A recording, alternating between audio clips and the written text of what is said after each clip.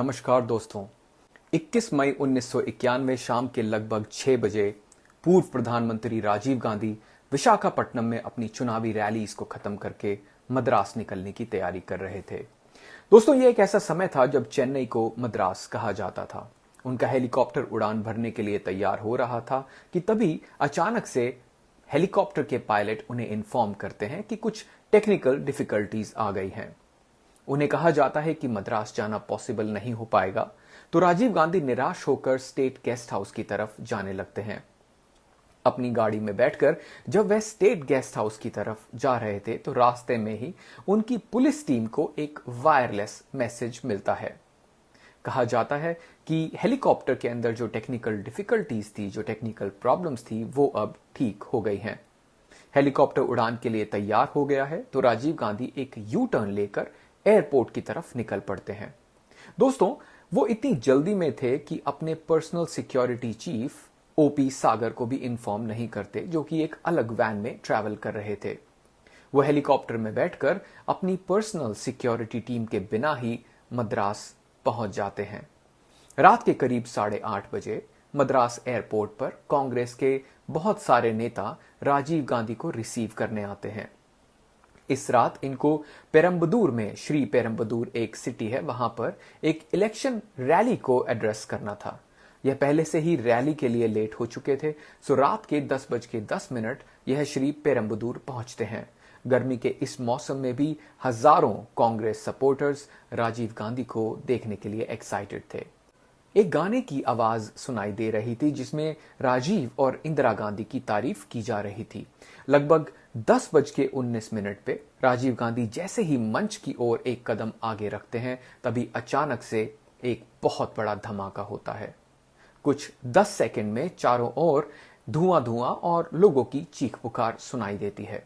अफरा तफरी मच जाती है। बाद में पता चलता है कि इस ब्लास्ट में 18 लोग मारे गए हैं, जिनमें से एक राजीव गांधी खुद भी थे।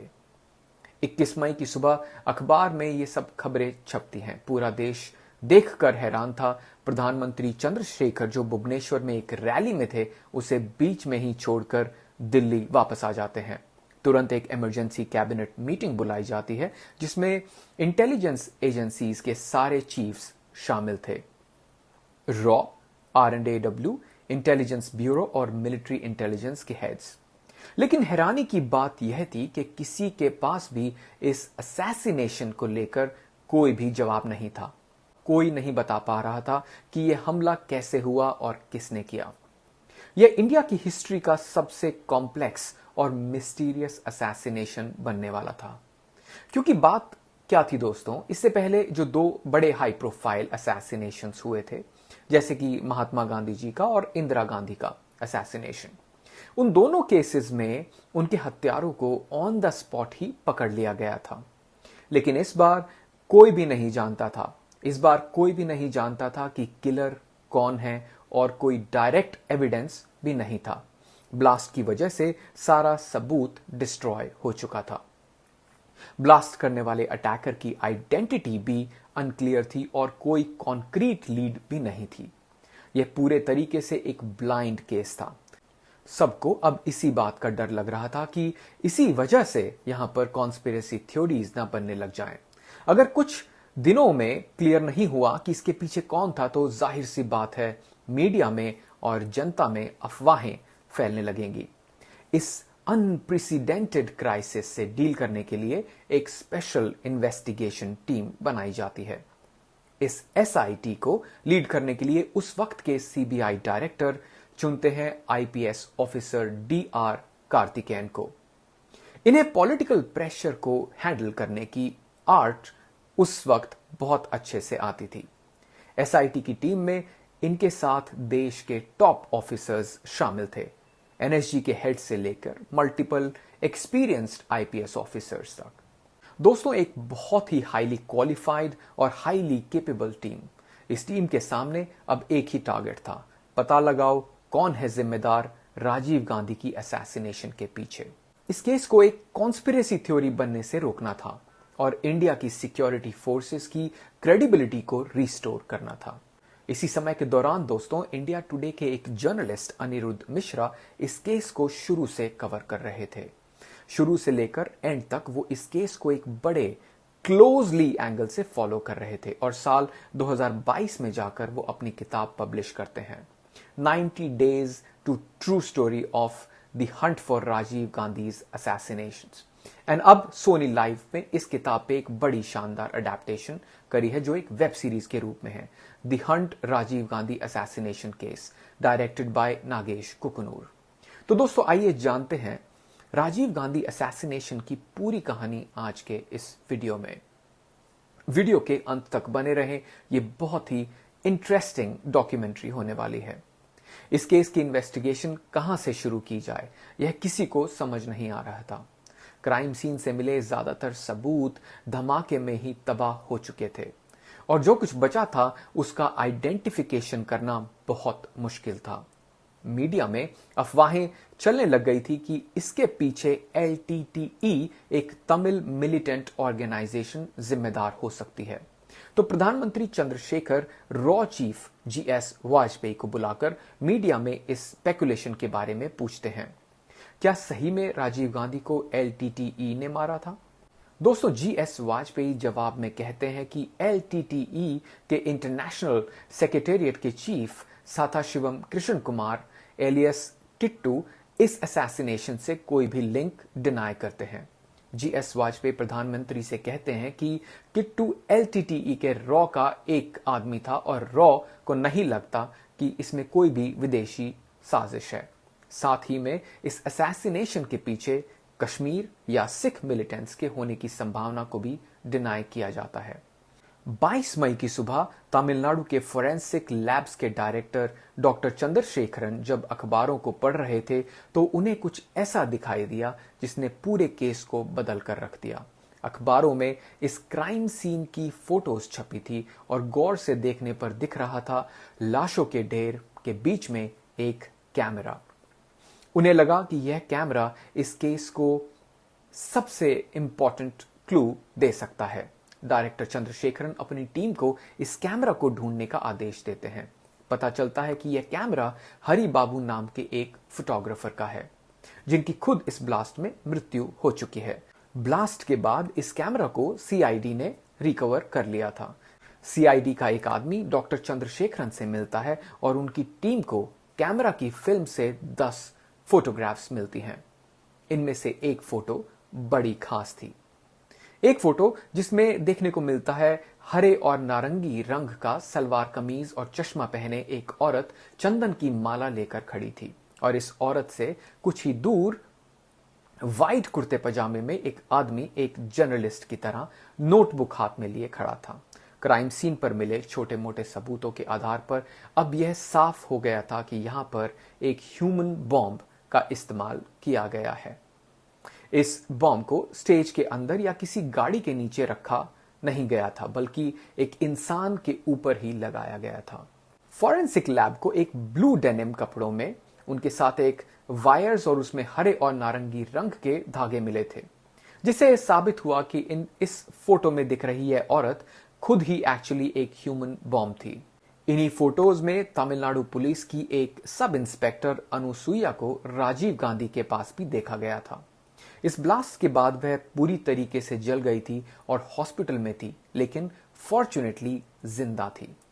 अनुसुईया बाद में बताती हैं कि उन्होंने इस बॉम्बर को रोकने की कोशिश भी की थी, लेकिन राजीव गांधी ने उसे अपने पास बुला लिया। राजीव गांधी ने उनसे कहा, डोंट वरी, रिलैक्स। उसके बाद वह औरत राजीव गांधी के पैर छूने के लिए झुकी और जैसे ही राजीव गांधी उसे उठाने के लिए नीचे झुकते हैं तभी ब्लास्ट हो जाता है। अनुसुईया ने यह भी बताया कि फोटोग्राफर हरि बाबू ही इस औरत को वीआईपी एरिया में एंट्री कराने लेकर आए थे। तो अब एसआईटी को यह समझ नहीं आ रहा था कि क्या हरि बाबू का भी और उस कुर्ते पजामे पहने हुए आदमी का भी इस बॉम्बर के साथ कोई कनेक्शन है। क्या ये दोनों लोग भी इस साजिश में शामिल थे? कुछ दिन बाद हरि बाबू के घर पर रेड मारी जाती है एसआईटी के द्वारा और उन्हें वहां पर एक बिल मिलता है। यह बिल एक खरीदी गई चंदन की माला का था। वही माला जो फोटो में यह औरत लेकर खड़ी थी।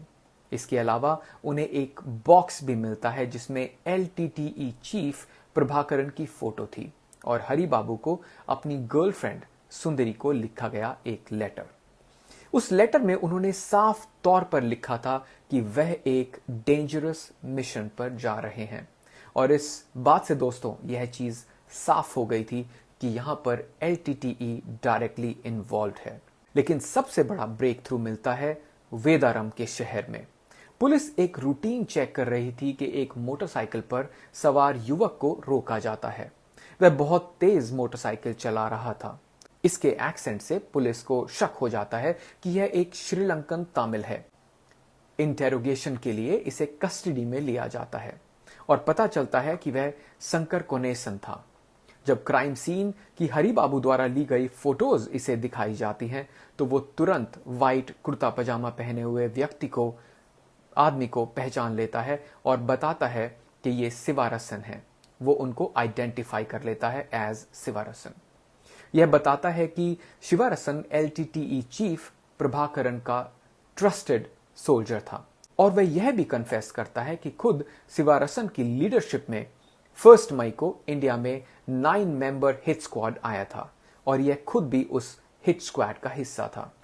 पुलिस इसके पास मौजूद सभी सामान को जब्त कर लेती है और इन्वेस्टिगेशन करती है। इस लड़की के पास एक डायरी भी मौजूद थी और इस डायरी में नालिनी नाम की एक लड़की का फोन नंबर लिखा हुआ था। इसके अलावा दास नाम का भी एक जिक्र किया गया था।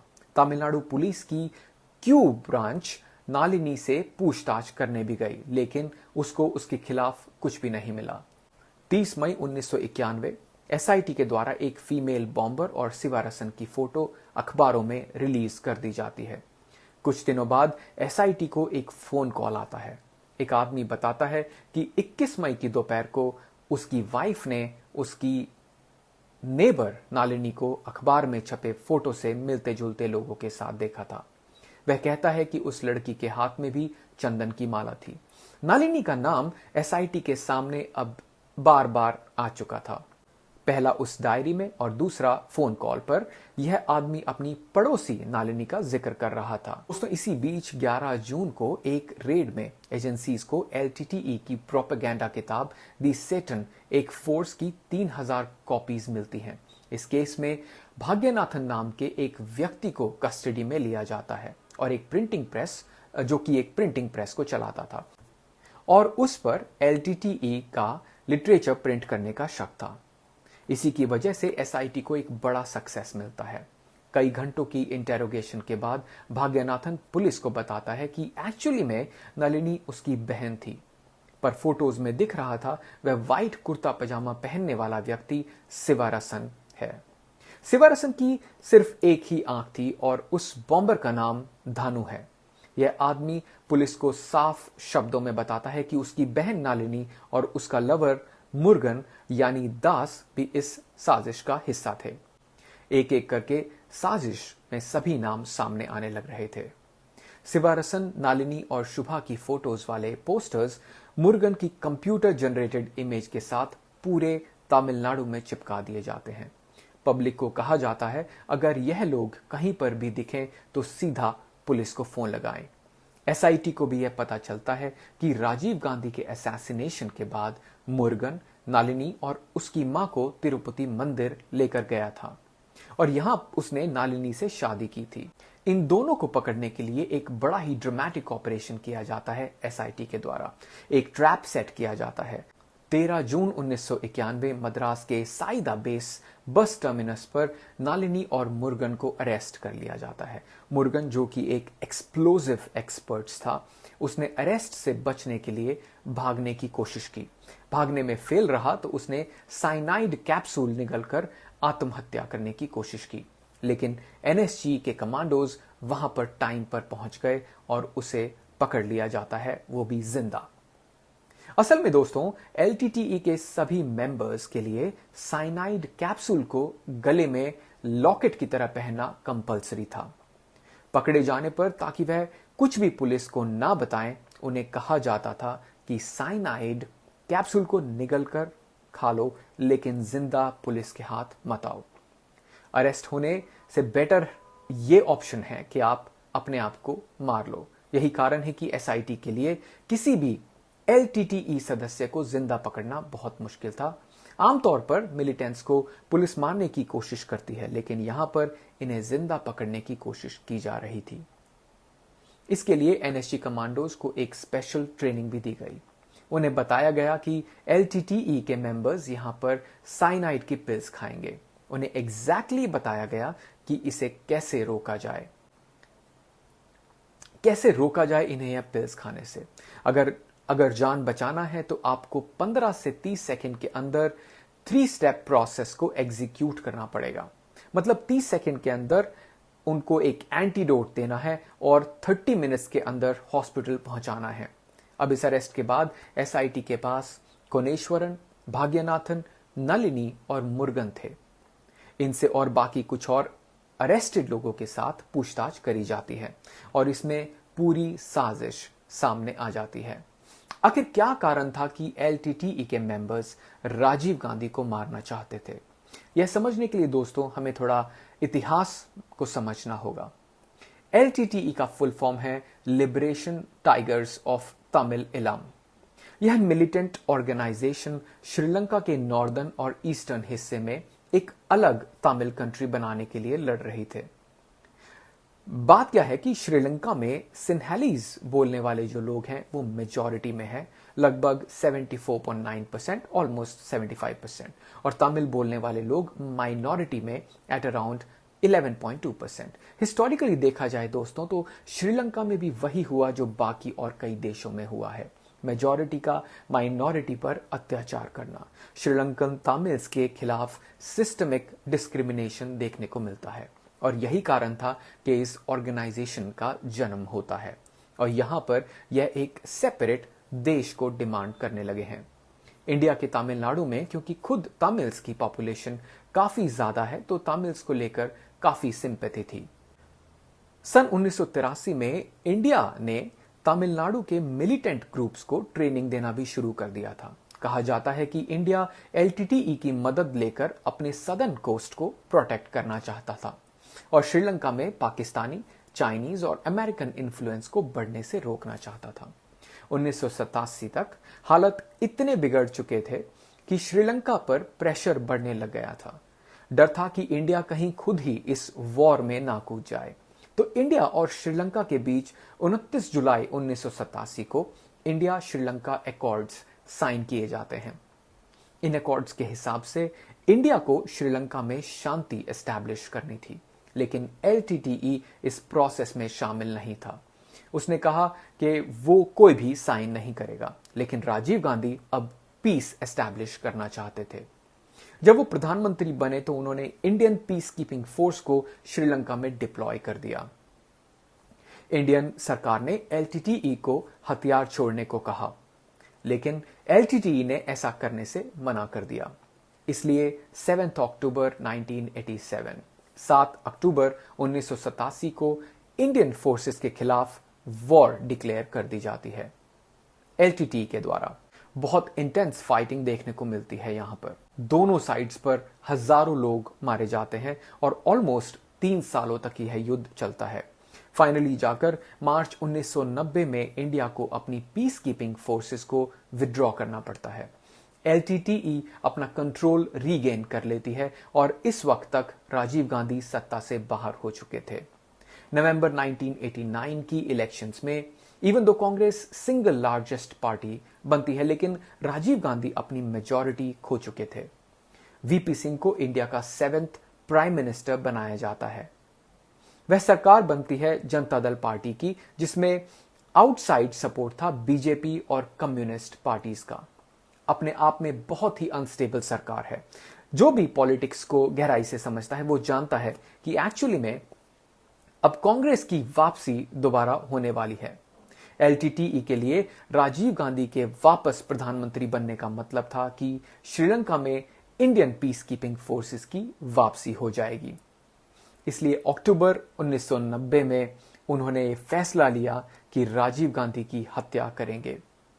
दोस्तों, वीपी सिंह की सरकार एक साल के अंदर अंदर ही टूट जाती है जब बीजेपी अपना सपोर्ट वापस ले लेती है। उसने अक्टूबर 1990 में ही यह चीज क्लियर हो गई थी कि दोबारा इलेक्शंस होने वाले हैं। अप्रैल मई 1991 में जाकर और एलटीटीई को ओपिनियन पोल्स देखकर और कांग्रेस के नंबर्स देखकर यह अंदाजा लग जाता है कि राजीव गांधी का बड़ा हाई चांस है दोबारा से प्राइम मिनिस्टर बनने का। ये इलेक्शंस को दोबारा जीत जाएंगे। इसलिए नवंबर 1990 एलटीटीई के चीफ प्रभाकरन सिवारसन को इंडिया भेजते हैं। सिवारसन को वन आइड जैक भी कहा जाता था क्योंकि एक ब्लास्ट में इनकी एक आंख खराब हो गई थी, इसलिए वो ग्लास आई लगाकर रखते थे।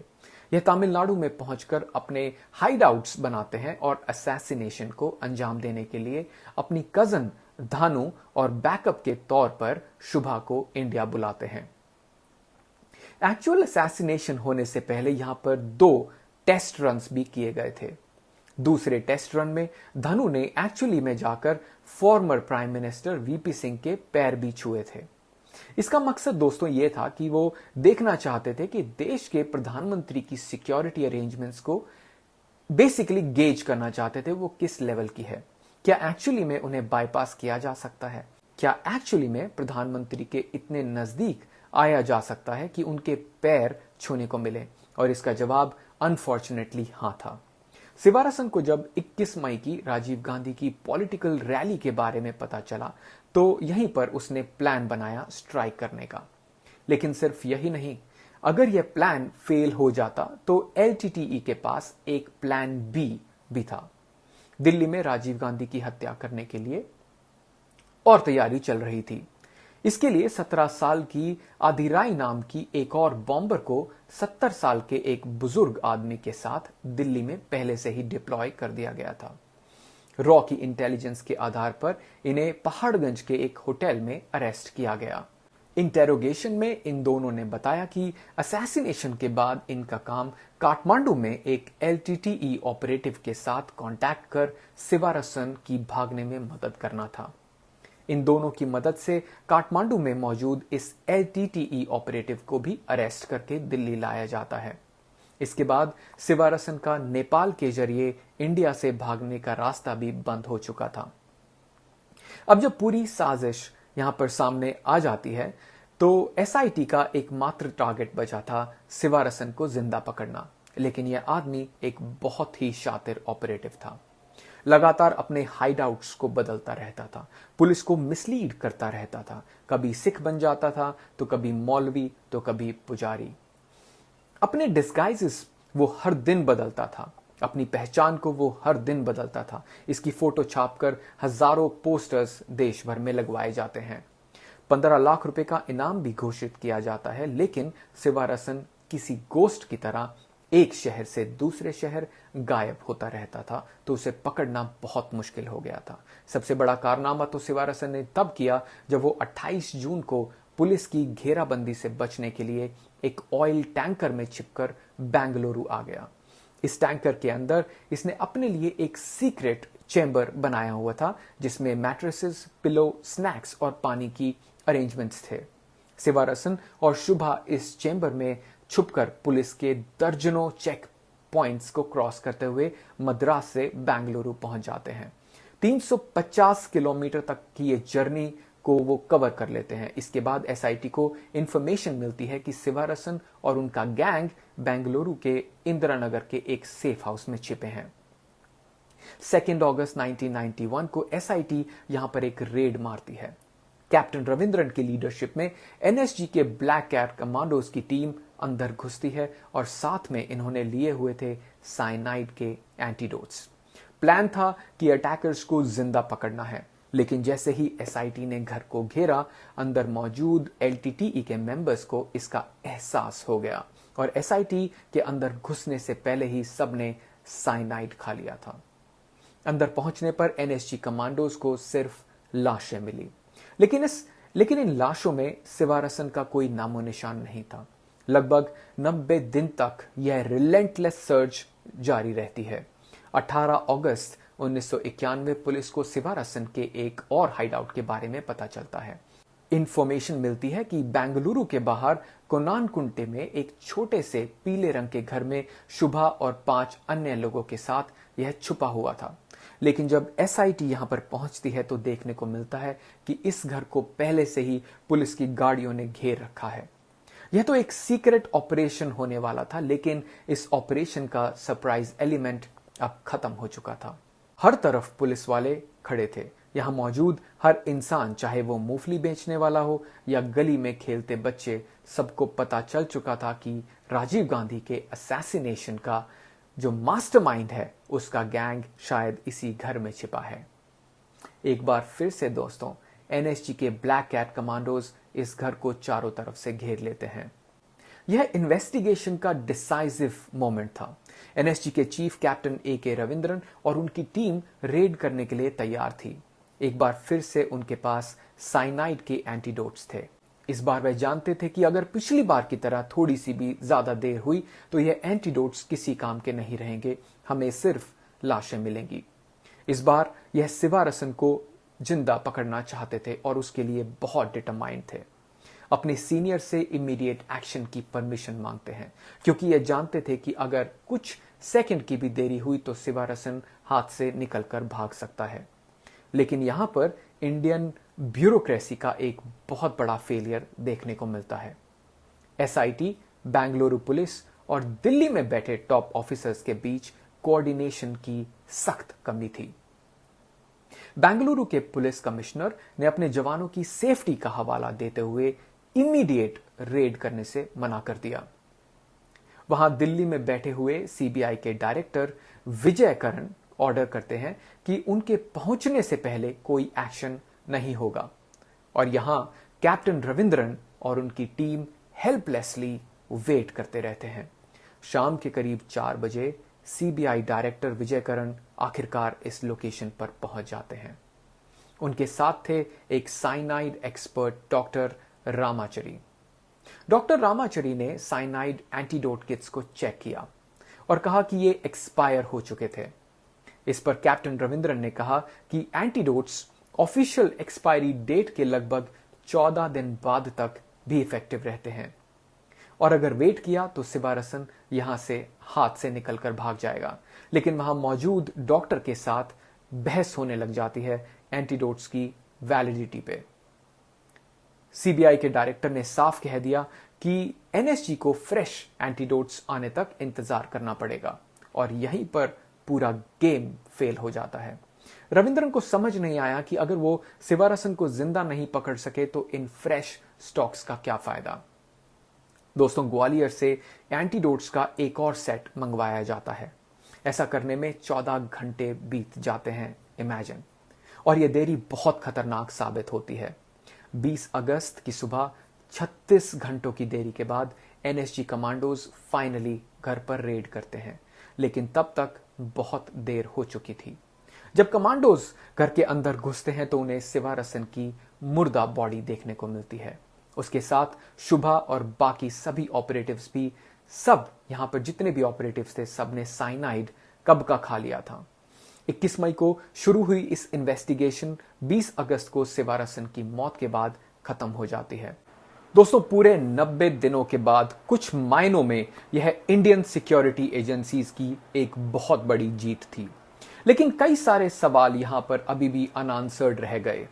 क्या इस पूरी साजिश में, इस पूरे कॉन्स्पिरेसी में कोई और भी था, कोई बड़ा खिलाड़ी जिसको पकड़ा नहीं गया? क्या सिवारसन की मौत के साथ इस पूरी साजिश का राज भी दफन हो गया? कुछ लोग जरूर थे जो पहले भी जिंदा पकड़े गए थे, और सीबीआई ने अपनी फाइनल चार्जशीट में 26 लोगों को आरोपी बताया।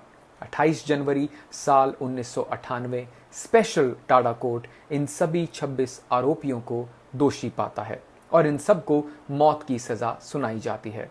इस इन्वेस्टिगेशन का प्रेशर इतना ज्यादा था कि केस के चीफ इन्वेस्टिगेटिंग ऑफिसर के राघवन को टाडा कोर्ट का फैसला आने के तुरंत बाद ही हार्ट स्ट्रोक आ गया। लेकिन यह लीगल बैटल थोड़ी और लंबी चलती है। मामला सुप्रीम कोर्ट तक भी पहुंचता है। 11 मई 1999 इन 26 में से सिर्फ 7 लोगों की डेथ पेनल्टी को बरकरार रखा जाता है। इन 7 लोगों में नालिनी और उसके पति मुरुगन जैसे मेन कॉन्स्पिरेटर शामिल थे। और बाद में अलग अलग मर्सी पिटीशंस और लीगल अपील्स के बाद इन सभी की डेथ पेनल्टी को भी उम्र कैद में बदल दिया जाता है। इस केस में जस्टिस मिलाप चंद जैन की अध्यक्षता में एक कमीशन भी बनाया गया जिसका काम असैसिनेशन के पीछे की लार्जर कॉन्स्पिरेसी की जांच करना था। इन्होंने अपनी रिपोर्ट 1998 में निकाली और कमीशन के सामने कई चौंकाने वाले खुलासे आए। कुछ एसआईटी ऑफिशियल्स का मानना था कि इन्वेस्टिगेशन को सिर्फ एलटीटीई तक ही सीमित रखने का दबाव था, जबकि सिवारसन के इंटरनेशनल लिंक्स और कुछ इंडियन पॉलिटिशियंस की तरफ भी शक की सुई जा रही थी। 1990 में पैलेस्टीन लिबरेशन ऑर्गेनाइजेशन के चेयरमैन यासिर अराफात ने तो इसमें मोसाद जैसी इजरायली एजेंसीज का हाथ होने का भी शक जताया था, लेकिन इस थ्योरी को कोई भी बड़ा प्रूफ नहीं मिल पाया। राजीव गांधी का यह असैसिनेशन भारत के इतिहास में एक बहुत बड़ा टर्निंग पॉइंट बन जाता है। देश की राजनीति इसके बाद से हमेशा के लिए बदल जाती है। देश की पॉलिटिक्स में कांग्रेस पार्टी की डोमिनेंस कहीं ना कहीं इसके बाद से खत्म हो गई थी। 1991 की लोकसभा इलेक्शंस में हालांकि कांग्रेस पार्टी अभी भी सिंगल लार्जेस्ट पार्टी रहती है विद 244 सीट्स, लेकिन इसके बाद से लेकर आज तक फिर कभी कांग्रेस 272 का मार्क खुद से अपनी मेजॉरिटी की सरकार नहीं बना पाती। उम्मीद करता हूं वीडियो इंफॉर्मेटिव लगा होगा। अगर ये वीडियो पसंद आया है तो इसको लाइक करना मत भूलिएगा, और अगर चैनल पे नए हैं तो प्लीज चैनल को सब्सक्राइब कर लें। नेक्स्ट वीडियो में बात करेंगे एक बहुत इंपॉर्टेंट टॉपिक के बारे में, महात्मा गांधी के असैसिनेशन के बारे में। कौन था नथुराम गोडसे, उसके साथ और कौन लोग इन्वॉल्व थे महात्मा गांधी की असैसिनेशन में, क्या एग्जैक्ट आइडियोलॉजिकल रीजन था महात्मा गांधी के असैसिनेशन के पीछे। इन सब बातों को कवर करेंगे अपने अगले वीडियो में। तब तक के लिए बहुत बहुत धन्यवाद। Thank you so much.